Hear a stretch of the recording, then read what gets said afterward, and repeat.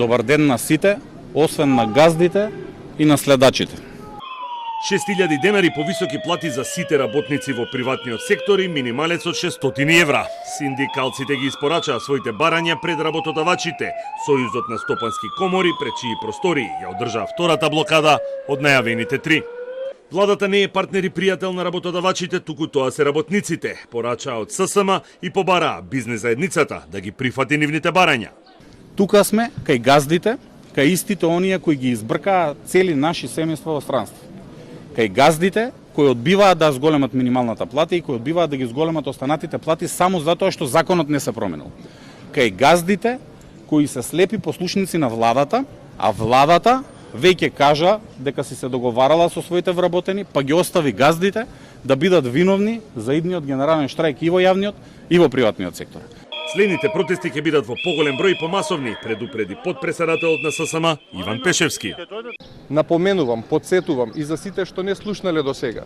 Условите за работа и платите во приватниот сектор се повеќе од мизерни, повеќе наликуваат на социјална помош отколку на плата достоинствена за живот.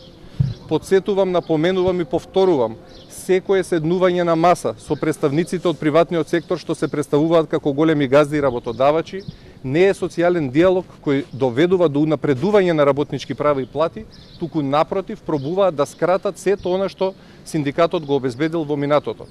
Трендафилов кажа дека членството е под притисок и закани од представници на владата и владеачката ВМРО ДПМН за да не се појавуваат на протести и блокади. 21 човек сме затоа што не следат, затоа што ги заокружуваат луѓето и затоа што им се закануваат на луѓето да не дојдат на протестите. Одлучивме дека и во вторник владата на 2 места по 21 човек ќе ја блокираат.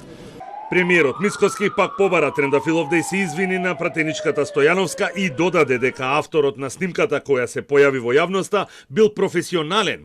Доколку тоа не го стори, уште еднашка ќе ја пропушти шансата да видиме човечки материјал во него. Таму никој не на тоа видео не ги покажува малолетните деца на господинот Трендафилов. Напротив, јас колку што можев да видам, многу е внимавано на тоа. ССМ продолжува со блокадите во обид да издействуваат што е можно поголемо зголемување на минималецот од предвидените 1600 денари, а во вторник ќе се блокираат приодите кон владата.